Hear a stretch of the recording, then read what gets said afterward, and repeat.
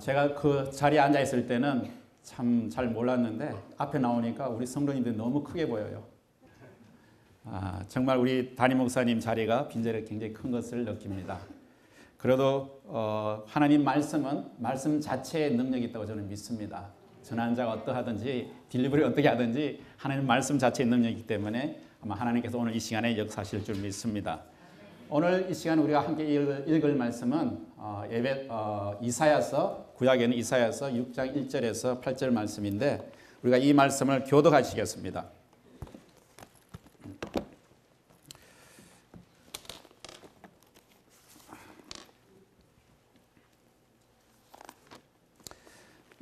찾으신 줄 알고 제가 1절 말씀 봉독합니다. 그리고 2절 말씀 여러분들 읽으시는 식으로 봉독하겠습니다. 우시야 왕의 죽던 해에 내가 본즉 주께서 높이 들린 보좌에 앉으셨는데 그 옷자락은 성전에 가득하였고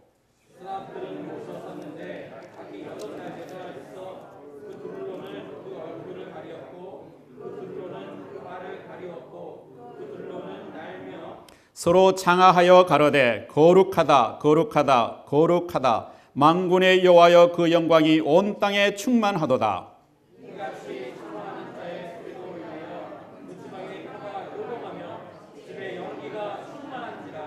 그때에 내가 말하되 화로다 나여 망하게 되었도다. 나는 입술이 부정한 사람이요 입술이 부정한 백성 중에 거하면서 만군의 여호와이신 왕을 배웠음이로다.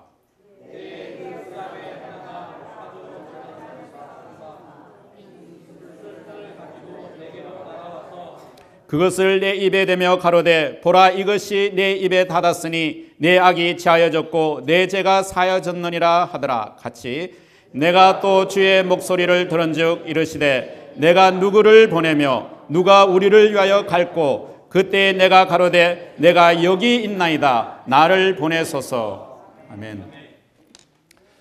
여러분 우리 힐튼 호텔 유명한 힐튼 호텔의 창시자인 콜라드 힐튼이라는 사람이 어느 날 자그마한 쇠막대기를 하나 들고 사람들 앞에 나와서 이렇게 이야기합니다. 여러분 이 쇠막대기를 지금 당장 팔면 5불의 가치를 받을 수가 있습니다. 그런데 이 쇠막대기를 좀 더 가공해서 말발굽을 만들면 10불의 가치를 받을 수 있습니다. 그런데 이 쇠막대기를 더 가공해서 바늘을 만들면 자그마치 3,250불의 가치를 받을 수 있습니다. 그런데 이 막대기를 더 가공해서 코일을 만들어서 좋은 용수추를 만들면 자그마치 200만 불의 가치를 받을 수 있습니다. 이렇게 이야기했습니다. 여러분 어느 화학자가 이러한 보고를 했습니다. 우리 인간의 몸을 분석해서 물질을 만들어내면 우리 인간의 몸에서 몬 10개와 비누 2장 반을 만들 수 있다고 합니다. 이것이 사람의 가치입니다. 여러분들이 교육을 많이 받고 좀 잘 살아가고 좀 뻐기는 것 같지만 또 폼잡아봤자 이것이 우리의 가치라는 겁니다. 그렇다면 보잘것없는 인간에게 어떻게 가치를 줄 수가 있겠습니까? 아무것도 쓸데없는 쇠막대기를 200만 달의 가치를 만드는 데는 전문가의 터치가 필요했습니다. 못 10개 비누 2장 반밖에 안 되는 인생의 값어치를 가장 풍요롭고 가치 있게 하려면 바로 인간 문제의 최대의 전문가인 하나님의 터치가 필요합니다. 그리고 그 터치는 어디에서 만날 수 있습니까? 바로 예배에서 만날 수 있습니다. 그렇기 때문에 어떤 사람은 사람들의 지탄을 받고 사람들의 정의의 대상이 되었는데 하나님을 예배 한번 잘 드림으로써 사람들의 존경을 받고 가치 있는 운명으로 바뀌었습니다. 우리는 그의 이름을 성경에서 발견할 수 있는데 그의 이름은 삭개오입니다.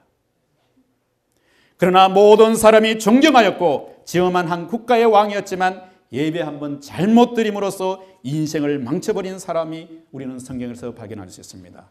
그 사람은 바로 사울입니다.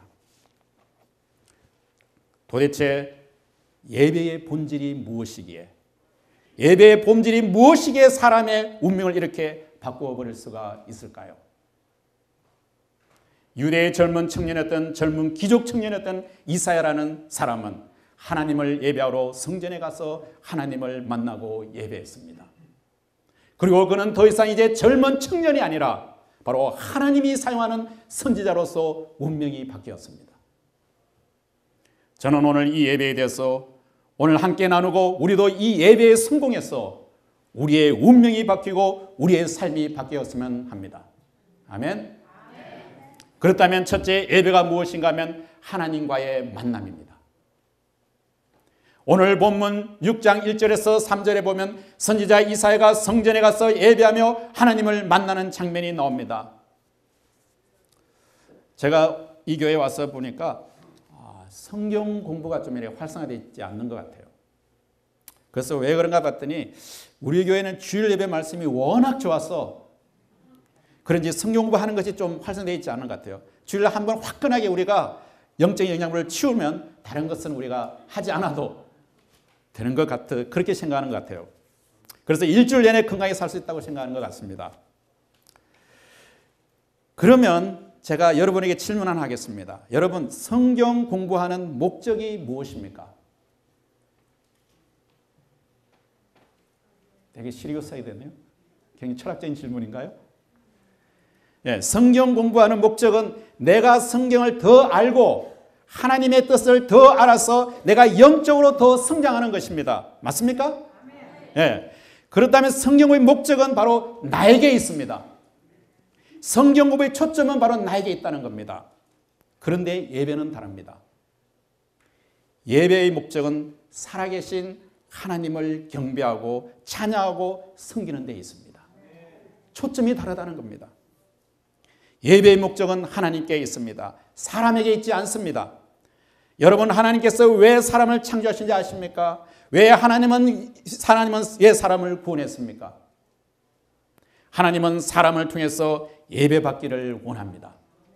그 사실을 성경은 이렇게 말하고 있습니다. 이 백성은 내가 나를 위해서 지었나니 나의 찬송을 부르게 함이라. 똑같은 말씀을 요한복음에서 이렇게 말씀하십니다. 하나님은 신령과 진정으로 예배하는 자를 찾으신다. 이 신령과 진정이라는 말이 무엇입니까? 신령과 진정이라는 말은 아주 쉬운 말입니다. 하나님은 거짓 없고 진실된 마음으로 예배하는 자를 찾으신다는 것입니다. 그와 같이 오늘 아침 여러분 모두가 거짓 없고 진실된 마음으로 이곳에 와 계신 것 같습니다. 아멘. 그런데 이 신령과 진정은 예배의 어떤 부분을 말하는 것일까요? 이 거짓 없고 진실된 마음, 이 신령과 진정이라는 것은 예배의 정신을 말하는 것입니다.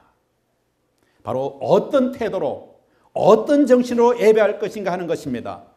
어떤 스타일로, 어떤 순서로 예배할 것인가를 성경에서는 말하고 있지 않습니다. 다시 말해서 예배 스타일의 자유를 성경은 허락하고 있습니다. 그래서 성경 어디에도 예배는 주일날 오전 11시에 예배 드려야 한다는 그런 말이 없습니다. 성경 어디에도 묵도로 시작해야 하고 검은 가운을 입고 육중한 강대상 뒤에서 설교해야 한다는 것이 성경에는 나와 있지 않습니다. 양복과 넥타이를 메고 예배 드려야 한다는 것이 없습니다. 그리고 찬송과 반주는 육중한 파이프 오르간으로 해야 된다는 그런 말이 없습니다. 그렇지만 만일 이러한 도구들을 사용해서 예배하는 것이 사람들로 하여금 신령과 진정으로 예배하도록 돕는다면 그러한 도구를 사용하지 않을 아무런 이유가 없습니다. 오늘날 대부분의 교회가 이렇게 예배를 드리고 있습니다. 오늘날 교회 예배에서 얼식과 전통은 중요합니다. 그러나 정말 중요한 것은 얼식과 전통이냐 아니면 비전통, 비의식이냐는 것이 아니라 과연 우리가 신령과 진정으로 예배하느냐는 것입니다. 그렇지 않고 예배를 드리면서 생각과 마음이 다른 곳에 가 있다면 그것이 진정한 예배이겠습니까? 지금 여러분의 마음과 생각이 어디에 있습니까? 혹시 여러분의 마음이 세상의 염려와 근심 가운데 이곳에 앉아있지는 않습니까? 지금 예배드리는 중에서도 사업 걱정하고 있지는 않습니까? 자식 걱정과 염려에 우리가 마음 뺏기고 있지는 않습니까? 아니면 예배 후에 있을 어떤 약속의 이벤트에 우리의 마음이 가 있지는 않습니까? 혹시 여러분의 마음이 세상의 염려와 근심 가운데 있다면 그것은 잘못되었다는 겁니다. 이러한 생에서 마음이 딴 것이 가 있으면서 단순히 우리의 몸만 여기 와 있다면 그것은 합당한 것이 아니라는 겁니다. 미국 복음주의 루트란 교회가 있습니다. The Evangelical Lutheran Church in America라는 교단이 있습니다. 이곳은 굉장히 경건하고 보수적인 그러한 교단입니다. 남자가 심지어 양복과 넥타이를 매지 않고 교회에 오면 거의 이단시하는 그런 전통적인 교회입니다. 그런데 어느 선교학자가 이 교단에 속한 목회자들과 성도들을 대상으로 설문지를 통해서 연구조사를 했습니다. 그래서 답을 찾았는데 그 질문은 이것이었습니다. 과연 당신의 교회의 예배가 살아있다고 느끼고 있습니까? 이 질문에 대해서 57%의 목사님이 yes, 우리 교회 예배는 살아있습니다 하고 대답했고, 그와 반해 72%의 교인들은 전혀 우리의 예배의식에서 하나님의 인재를 느끼지 못하고 있다고 대답했습니다. 여러분께서는 우리 교회 예배에 대해서 어떻게 생각하십니까? 살아있습니까? 아멘, 할렐루야. 그런데 정말 중요한 것이 이제 나옵니다. 어떤 사람이 코멘트 하라는 것에 이런 코멘트를 썼습니다. 무엇이라고 썼나 하면 숨 막힐 듯이 육중한 무거운 예배 분위기에 지쳐있다. 매주일 나는 만세반석 같은 예수님께 깔려 죽을 것만 같다. 여러분, 예배를 잘 드리면 영혼이 살아납니다. 그리고 육체의 치유가 따라옵니다. 왜냐하면 예배는 생명의 통로이기 때문입니다. 제가 필리핀에서 선교사로 있을 때의 사역 중에 하나가 영화 상영하는 그런 사역이었습니다. 그런데 처음 영상기를 구입해서 잘 조작하지 못해서 애먹었던 적이 있었습니다. 메뉴를 보고 열심히 조작 방법을 익혔지만 현장에 가서 실제적인 그런 곳에서 영화 상영할 때 갑자기 일어나는 그런 돌발적인 상황에 대해서는 쑥쑥 묻힐 때가 많았습니다. 그래서 한 번은 어떤 빌리지에 가서 그곳에는 우리가 가면 사람들이 온 동네에서 다 모여들어요. 그래서 사람을 잔뜩 모아놓고 영화를 상영하고 있는데 갑자기 영상기가 멈춰버렸습니다. 만약 이럴 때 여러분들 어떻게 합니까? 컴퓨터를 켜다가 갑자기 스탑된다면 여러분 하는 어떤 해결 방법이 있어요? 저는 메뉴를 보고 여러 가지 기능을 만지며 조작해봤지만 원인을 알 수 없었습니다. 그래서 컴퓨터 영상을 들었다가 나와보기도 하고 막 때려보기도 하고 또 안 되면 막 스위치를 막 껐다 켰다 하기도 하고 그래도 전혀 이 영상기가 움직일 작동을 하지 않았습니다. 제가 아는 지식을 총동원해서 영상기를 껐다 켰다 해도 작동하지 않았습니다. 사람들은 웅성거리기 시작했습니다. 그래서 기도도 살짝 해보았습니다. 그런데 잘 되지 않았습니다. 그런데 함께 간 저의 스텝이 영상기에서 조금 떨어진 곳에 연결된 플러그가 빠져있는 것을 발견했습니다. 그래서 그 연결 플러그를 꽂으니까 해결되었습니다. 여러분, 내가 돈이 많지는 않지만 그래도 내가 밥 먹을 만큼 돈이 있고 내가 내 비즈니스도 있고 행복할 수밖에 없는 환경인데 웬일인지 내 삶이 잘 가동하지 않고 무엇인지 모르게 내 미래가 갑갑해 보이고 답답하고 현재의 삶에 만족이 없고 도대체 사는 것이 이것이 무엇이냐, 무엇인지 핀트가 안 맞고 내 삶이 제대로 작동하지 않는 것처럼 느낄 때가 없었습니까? 혹시 당신 인생에, 여러분의 인생에 파워플로가 빠져 있지는 않습니까? 영원전에 우리를 창조하신 하나님께서 당신의 인생 플러그는 들어가 있습니까? 아니면 이것이 빠져버렸는데 삶이 움직이지 않는데 그러한 것을 의식하지 못하고 살아가고 있지는 않습니까? 여러분, 예배에 성공하고 싶으시죠?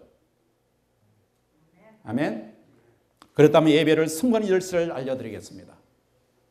기억하십시오. 어떻게 하면 예배를 성공할 수 있을까요? 하나입니다. 준비하십시오. 준비하십시오.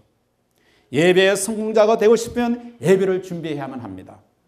여러분, 하나님 앞에 서는 일이 감격스럽지 않으십니까? 전능하신 하나님 앞에 우리가 나오는 것이 정말 감격스럽지 않으십니까? 그리고 하나님 앞에 서는 일이 두렵지 않습니까? 그렇다면 준비하셔야만 됩니다. 예배를 위한 최상의 마음의 준비가 무엇인지 아십니까? 그것은 바로 하나님을 향하는 목마름입니다. 갈망입니다. 여러분 은혜를 갈망하십니까? 하나님께서 그 은혜를 주시기를 갈망하고 계십니까? 그렇다면 이렇게 기도하십시오. 하나님, 제 삶에 당신이 없으면 저는 아무것도 아닙니다. 비록 제가 잘 나가고 있는 것 같지만, 제가 교육도 잘 받은 것 같지만, 비록 내게 문제가 없는 것 같지만, 그러나 사실 당신이 나의 삶에서 빠져버리면 저에게는 미래가 없습니다. 하나님 은혜를 주십시오. 도와주십시오. 이러한 마음이 하나님의 은혜를 갈망하는 것입니다. 그것이 하나님을 기대하며 하나님 앞에 나오는 것입니다. 오늘 아침 하나님께 은혜에 대한 이러한 갈망을 가지고 여러분은 예배하고 있습니까? 우리는 하나님의 도움을 바란다고 하지만 우리는 너무나 잘 살고 있습니다. 그래서 하나님 앞에 나오면서 하나님에 대한 기대가 전혀 없습니다. 우리에게 필요한 것이 다 있는 것처럼 착각하고 살아갑니다. 오늘 성경은 왜 이사야 예배를 이렇게 시작하고 있을까요? 우시야 왕이 죽던 해에 내가 본즉 주께서 높이 들으신 보좌에 앉았는데, 아니 도대체 우시야라는 왕이라는 사람이 도대체 누구였기에 그가 죽던 해라고 이렇게 성경은 시작하고 있습니까? 이스라엘 역사를 보면요, 이스라엘의 가장 위대한 왕은 다윗 왕이었습니다. 다윗 왕이 이스라엘 왕으로서 통치하던 시절에 이스라엘은 가장 큰 왕국을 만들었습니다. 그리고 다윗 이후 솔로몬이 정치한 후에 이스라엘의 역사는 계속해서 곤두박질했습니다. 열왕기와 역대기를 우리가 읽어보면 이스라엘이 얼마나 시시한 나라로, 얼마나 가치없는 나라로 전락해 나가고 있는지를 일일이 고발하고 있고 일일이 기록되어 있습니다. 그러나 이스라엘 역사가 저 밑바닥에 떨어져 있던 어느 날 하나님께서 경건한 왕이었던 우시야를 그 나라의 왕으로 삼으십니다. 그리고 우시야는 하나님을 향한 지미한 경건과 지배한 믿음을 가지고 그 국가에 대한 새로운 꿈을 꾸었습니다. 그리고 상공업을 발달시켰으며 사람들의 주거 문제를 해결해 주었습니다. 그리고 군대를 훈련시켜서 그 이후에 다윗 이후에 가장 강한 나라로 이스라엘을 만들었습니다. 그 시절에 가장 강한 강대국이었던 아시리아조차도 도대체 이스라엘을 쳐들어올 생각을 갖지 못할 정도로 강력한 나라로 만들었습니다. 그래서 이스라엘 사람들이 이제 우시야 왕이 하나님께 주신 우리의 메시아다, 우시야 왕이 없으면 우리에는 미래가 없다, 대왕만세 대왕만세 그렇게 부르며 우시야를 추종하고 있었습니다. 그렇게 살고 있었습니다. 그런데 오늘 성경은 이렇게 말하고 있습니다. 우시야 왕이 죽던 해에 이스라엘의 소망이 완전히 사라져버렸습니다. 그들의 인생은 말할 수 없는 자연 속에서 빠질 수밖에 없었습니다. 그러나 이 예배자는 다시 이렇게 말하고 있습니다. 비록 우시야 왕이 죽었지만, 그래서 나의 삶 속에서 모든 소망이 사라져버린 것 같지만 내가 본 적 주께서 높이 올린 보좌에 앉으셨는데, 비록 우시야 왕은 죽었지만 아직도 하나님은 살아계셔서 우리의 인생에 참여하시며 우리의 삶에 개입하시며 우리에게 은혜를 주시고 우리를 도와주시는 하나님이시다. 우리의 소망이 사라진 그 자리에 우리 주 예수 그리스도는 여전히 살아계셔서 여러분을 도와주고 계십니다. 예배는 하나님을 만나는 것입니다. 아픔이 있는 그대로, 괴로움이 있는 그대로, 갈등이 있는 그대로 하나님 앞에 나와서 하나님 도와주십시오. 하나님 은혜를 베풀어 주십시오. 하나님 도와주시지 않으면 저는 좌절할 수밖에 없습니다. 그러나 하나님께서 도와주시면 비록 제가 좌절할 수밖에 없는 상황이 있지만 저는 다시 일어설 수 있습니다. 예배는 하나님을 만나는 것입니다. 진정으로 예수 그리스도를 만난 사람은 그 생활 속에서 바로 감격이 있습니다. 감사가 넘칩니다. 변화가 있습니다. 그리고 둘째, 예배는 자신을 만나는 것입니다. 자신과의 만남입니다. 여러분, 우리가 진정으로 하나님을 만나는 사람들은 어떤 변화가 생기는지 아십니까? 하나님을 만난 사람들이 하나님을 더 잘할 것 같습니까? 하나님을 진정으로 만난 사람들은 자신의 모습을 보게 됩니다. 그리고 자기를 발견하게 됩니다. 자기를 알게 됩니다. 자신을 보지 못하고 교만한 사람들, 말이 많고 설명이 많은 사람, 신학적인 이론이 많은 사람, 언제나 사람들을 설득만 하려고 하는 사람들, 진정 이런 사람이 하나님을 만난 경험이 있는지 저는 질문을 해봅니다. 자신을 볼 수 있는 사람, 자신이 얼마나 초라하고 자신이 얼마나 죄로 가득한 사람임을 발견하고 참여하면서 하나님의 은혜를 구하는 사람들이 있습니까? 이 사람들이 예배하는 자가 됩니다. 이사야가 하나님을 만났을 때에 그는 이렇게 말했습니다. 화로다 나여 망하게 되었도다. 베드로가 주님을 만났을 때 그는 이렇게 말했습니다. 주님, 저는 죄인입니다. 저를 떠나주십시오. 여러분, 예배를 인도하다가 말씀을 전하다 보면 꼭 설교 말씀을 듣고 예배에 참여하는 예배자가 아니라 말씀을 심판하는 그런 심판자가 있습니다.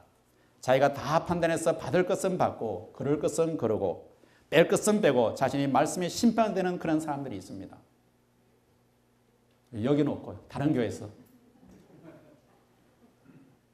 또 어떤 사람은 설교 말씀을 들을 때 자신은 빼고 이것은 우리 마누라가 들었어야 되는데 이 말씀 우리 자식이 들었어야 하는데 그렇게 자신을 쏙 빠져나가는 그런 사람들도 있습니다. 또 어떤 사람들은 말씀을 듣고 그 말씀 앞에 헌신과 회개로 나와서 하나님께 하나님의 은혜를 구하는 것이 아니라 그저 예배 내내 하나님 주십시오, 이것도 주시고 저것도 주시고 무슨 받을 것이 그렇게 많은지 걸로서리 리스트를 갖고 오는 그런 사람들도 있습니다. 여러분에게 묻습니다. 과연 여러분은 정리되지 않은 우선순위를 가지고 허겁지겁 하나님 앞에 나와서 하나님 영광 앞에 무릎을 꿇기보다는 자신의 치졸한 욕구를 채우는 걸로서리 리스트를 가지고 오지는 않았습니까?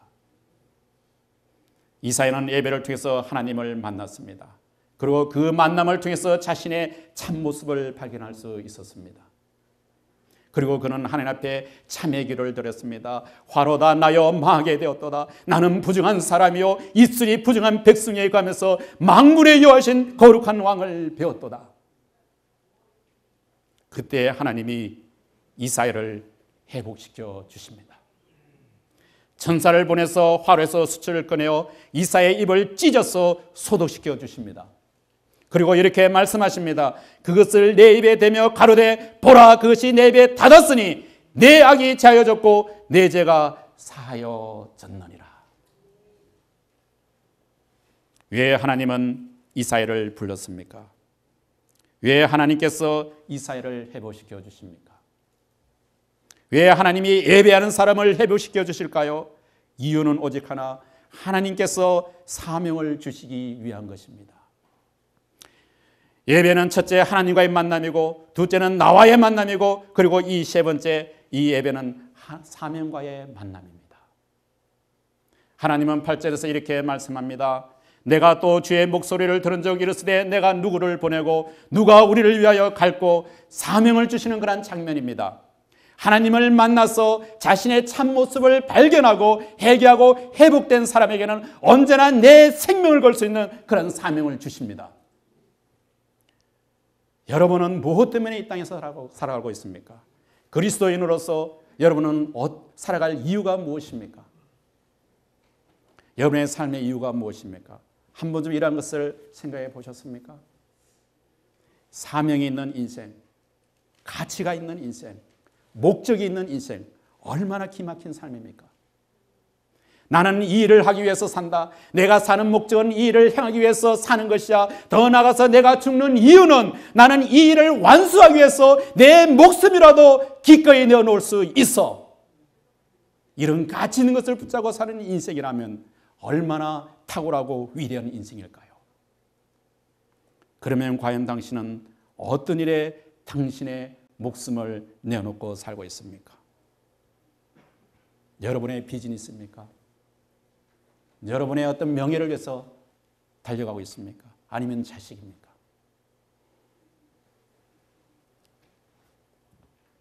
여러분, 지금 현실이 아무리 어려워도 절대로 좌절하지 마십시오.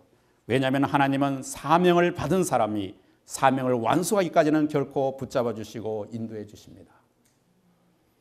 사명이 있는 자는 결코 죽지 않습니다. 예배자는 바로 사명자가 되십니다. 목사님, 제게는 아픔이 있습니다. 남에게 없는 아픔이 있어요. 그런 저를 하나님께서 정말 사용해 주실까요? 물론입니다. 만일 나에게 남에게 없는 상처가 있고 아픔이 있다면 그 아픔이야말로 그것이야말로 내가 가진 사명입니다.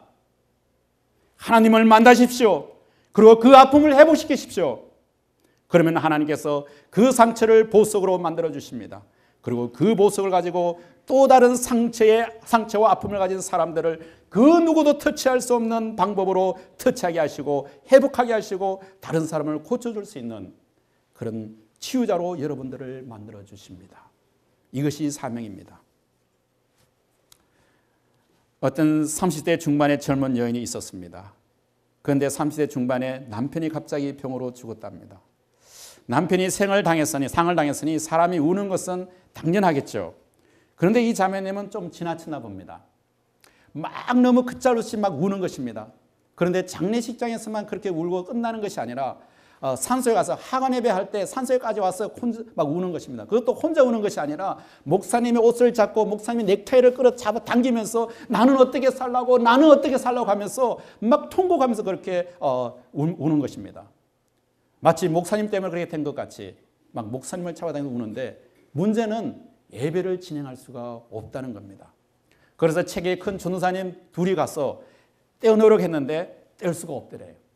여러분 한이 맺힌 여자 붙잡고 들었으면 뗄 수가 없나 봅니다.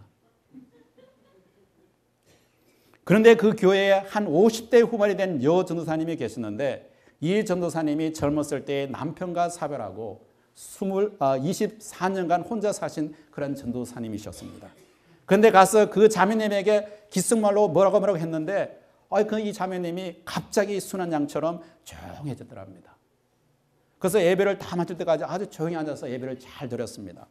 그래서 목사님이 하도 신기해서 예배 끝나고 나서 목사님이 이렇게 물어보았습니다. 전사님, 도대체 가서 기승말로 무엇을 말했길래 저 자매님이 저렇게 조용해졌습니까? 에이, 목사님 별말 안 했어요. 목사님, 전사님 그냥 자꾸 목사님 공안에 물어봤습니다. 그랬더니 전사님 이렇게 이야기했다고 합니다. 야, 지랄하지 마 이년아. 나는 24년간 혼자 살았어. 그러니까 조용해지더래요. 그리고 하간 예배를 끝나고 이 전도사님이 자매님을 조용히 집으로 불러서 따뜻하게 위로하고 자신이 24년 전에 어려웠던 때를 그 어려움을 어떻게 극복했는지를 나눠주고 계속해서 이 자매님을 위로하고 돌봐주었습니다. 여러분 그 사역은 아무나 할 수 있는 것이 아닙니다. 그러나 24년을 혼자 살아온 아픔이 있는 이 전도사님은 할 수가 있었습니다. 이 전도사님이 그 사역을 할 수가 있었다는 겁니다. 예배는 우리를 사명자로 만듭니다. 이제 예배가 끝나면 여러분은 여러분의 가정으로 여러분의 생활 현장으로 가게 됩니다. 하나님께서 이곳에서 우리를 사명자로 세우십니다. 가정에서 직장에서 학교에서 여러분이 서 있는 그 현장이 바로 여러분이 하나님의 사명자로서 이루어야 할 거룩한 장소가 되는 것입니다. 하나님께서 여러분이 이 세상에 빛과 소명이 되기를 원하십니다. 죄와 악과 술수가 가득한 이 세상에서 소금과 빛이 되기를 원하십니다. 세상과 타협하지 말고 그리스도인다운 삶을 통해서 세상을 뒤엎어버리는 하나님의 군사들이 되기를 원하십니다. 예배는 하나님을 만나는 것입니다. 예배는 자기 자신을 만나는 것입니다. 그리고 예배는 사명을 만나는 것입니다. 예배는 기쁨과 능력의 시간입니다. 아직도 신령과 진정으로 하나님은 예배하는 자를 찾고 있습니다.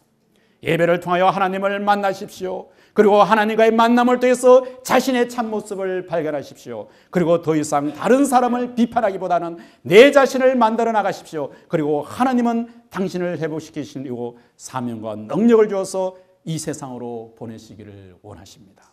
오늘 예배하셨습니까? 지금 예배하고 계십니까? 그렇다면 하나님의 음성을 들어보십시오. 오늘 8절에서 주님은 이렇게 말씀하고 계십니다. 내가 또 누구를 보내며 누가 우리를 위하여 갈고? 이사야 선지자는 이렇게 고백하고 있습니다. 내가 여기에 있나이다. 나를 보내소서. 오늘 여러분의 고백은 무엇입니까? 여러분은 하나님의 이 말씀에 어떻게 응답하겠습니까? 내가 여기 있나이다. 나를 보내소서. 이것이 여러분의 모두의 응답이 될 수는 없습니까? 지금 여러분은 어디에 서 있습니까? 지금 여러분은 무엇을 꿈꾸며 살아가고 있습니까? 여러분의 삶의 목적은 무엇입니까? 그러나 우리가 무엇을 하든지 어떤 인생의 플랜을 가지고 있든지 우리의 삶에서 중요한 것은 예배를 통해서 하나님을 만나는 것입니다. 그리고 우리의 삶에서 진정한 예배를 회복하고 부흥시키는 것입니다.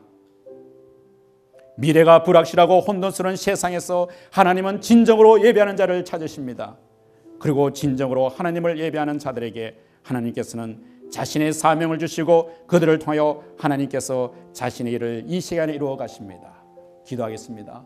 살아계신 하나님 아버지, 우리에게 예배의 특권을 주신 것 감사합니다. 아버지여, 우리 가운데 예배를 시시하게 여기는 사람 한 사람도 없게 하여 주시옵소서. 대강 예배를 때우는 바람에 하나님을 만나는 특권을 체험하지 못하고 오히려 하나님의 저주를 받는 위험에 들어가지 않도록 우리들의 마음을 경성시켜 주시옵소서. 오 하나님, 하나님을 예배하는 당신의 백성들을 받아주시고 신령과 진정으로 당신의 얼굴을 찾을 때에 저들을 만나주시고 하나님과의 만남을 통해서 저들의 자신의 모습을 볼 수 있는 눈을 열어주시고 기후 자신의 삶을 주님 앞에 헌신하여 회복되게 하시며 회복된 사람들로서 아픔 있는 사람들을 찾아가서 저들을 만져주고 회복시켜줄 수 있는 회복의 사신들이 되게 하여 주시옵소서. 그리고 복음적인 삶을 통해서 자신의 죄를 변화시킬 수 있는 역동적인 능력을 가진 하나님의 군사들이 다 될 수 있게 하시옵소서. 하나님, 우리의 마음을 모아주시오. 주님 앞에 헌신합니다. 아버지여, 받아주시고 사용하여 주시옵소서. 예배의 성공함으로써 인생에 성공하고 우리의 사명을 온전히 완수할 수 있는 주님의 거룩한 백성들이 다 되게 하여 주옵소서. 예수님의 이름으로 기도하옵나이다.